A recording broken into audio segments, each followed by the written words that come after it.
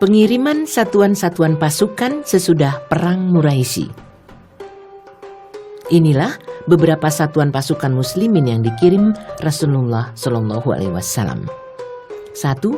Satuan pasukan Abdurrahman bin Auf ke perkampungan Bani Kalb di Dummatul Jandal pada bulan Sya'ban 6 Hijriah. Beliau menyuruhnya duduk di hadapan beliau, lalu beliau memberinya wasiat berupa perkara-perkara yang baik dalam peperangan. Sambil memegang kain kerudung kepala Abdurrahman, beliau bersabda, "Jika mereka tunduk kepadamu, maka nikahilah putri raja mereka." Abdurrahman menetap di sana selama 3 hari, menyeru mereka kepada Islam. Mereka pun masuk Islam. Lalu Abdurrahman menikahi Tumadihir bin Al-Asba atau berjuluk Ummu Abi Salamah, putri pemimpin mereka. 2. Satuan pasukan Ali bin Abu Thalib ke Bani Sa'ad bin Bakar di Fadak pada bulan Sya'ban 6 Hijriah. Kejadian ini bermula dari informasi yang sampai kepada Rasulullah SAW bahwa penduduk di sana hendak menjalin kerjasama dengan orang-orang Yahudi. Maka beliau mengirim Ali bin Abu Thalib dengan kekuatan 200 prajurit. Ali mengadakan perjalanan pada malam hari dan bersembunyi pada siang harinya. Dia bisa menangkap mata-mata Bani Sa'ad dan bisa memperoleh informasi dari mata-mata itu bahwa mereka mengirimnya ke Khaybar untuk menawarkan bantuan prajurit, asalkan korma Khaybar dikirimkan kepada mereka. Mata-mata itu juga menunjukkan tempat berkumpulnya Bani Sa'ad. Ali menyerang mereka hingga bisa merampas 500 ekor onta dan 2000 ekor domba. Sementara Bani Sa'ad melarikan diri, pemimpin mereka adalah Wabar bin Alim. 3. Satuan pasukan Abu Bakar As-Siddiq atau Zaid bin Harisah ke Wadil Qura pada bulan Ramadan 6 Hijriah. Sejak sebelumnya penduduk Fajarah punya keinginan untuk membunuh Nabi SAW, maka beliau mengutus Abu Bakar As-Siddiq ke sana. Salamah bin Al-Aqwa menuturkan, "Aku ikut bergabung bersamanya. Seusai sholat subuh kami diperintahkan untuk melakukan serangan. Kami bisa merebut mata air. Abu Bakar bisa membunuh sekian banyak musuh. Kulihat sekumpulan musuh bersama beberapa anak yang hendak melarikan diri ke gunung. Aku khawatir mereka lebih dulu naik ke puncak gunung sehingga aku tidak bisa menawan mereka. Untuk itu kulontarkan anak panah di jalan yang akan mereka lalui. Setelah melihat ada anak panah, mereka menghentikan langkah. Di antara mereka itu ada Ummu Kirfah yang menggotong kantong dari kulit. Ternyata di dalamnya ada putrinya, seorang wanita yang paling cantik di Arab. Aku menggiring mereka di hadapan Abu Bakar. Dia menyerahkan putri Ummu Kirfah kepadaku sebagai tawanan perang. Namun Rasulullah SAW menanyakan dirinya. Sementara Abu Bakar mengirim utusan membawanya ke Mekah untuk menebus beberapa orang muslim yang ditawan di sana. Ummu Kirfah adalah seorang wanita yang jahat. Dia berusaha hendak membunuh Nabi SAW. Untuk itu dia menghimpun 30 orang penunggang kuda dari para kerabat untuk melaksanakan keinginannya itu. Akhirnya dia dijatuhi hukuman mati. Begitu pula 30 orang kerabatnya.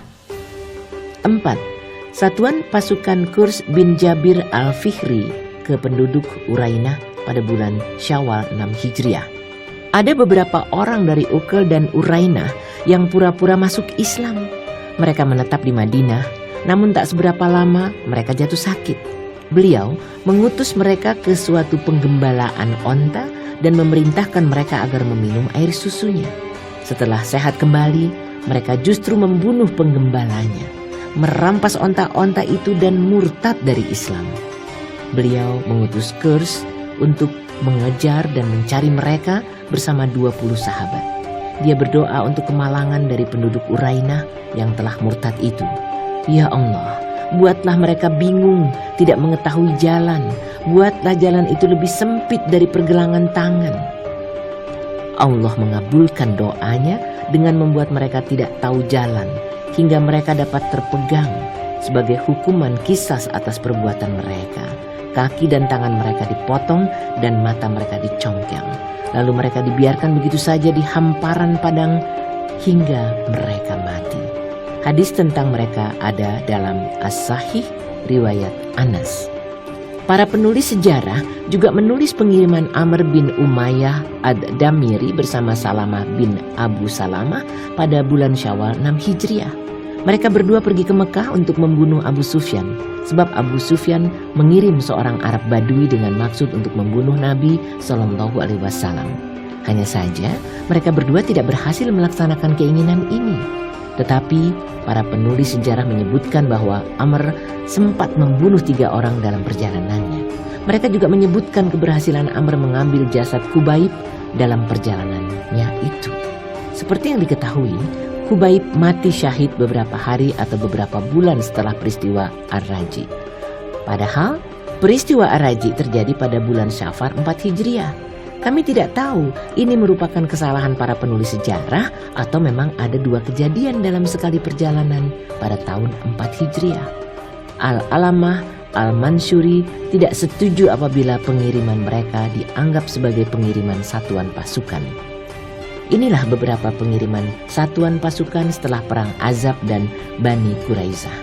Dalam pengiriman satuan-satuan pasukan ini tidak terjadi pertempuran yang sengit. Kalaupun terjadi pertempuran, hanya sekedar bentrokan yang biasa-biasa saja. Lebih tepat lagi jika pengiriman satuan-satuan pasukan ini hanya sekedar gerakan mata-mata atau manuver militer untuk memberi pelajaran kepada mereka yang layak diberi pelajaran dan menggentarkan musuh dan orang-orang Arab yang mau bertindak macam-macam. Dengan mengamati segala kondisi pada saat itu, ada perkembangan yang menggembirakan seusai Perang Azab. Sementara mental musuh-musuh Islam merosot tajam. Mereka tidak lagi mempunyai harapan yang menjanjikan untuk menghancurkan dakwah Islam dan memasang jerat. Tetapi perkembangan ini baru tampak jelas dengan dikukuhkannya perjanjian Hudaibiyah. Gencatan yang ada justru merupakan pengakuan terhadap kekuatan Islam yang mampu menguasai sekian banyak wilayah Jazirah Arab.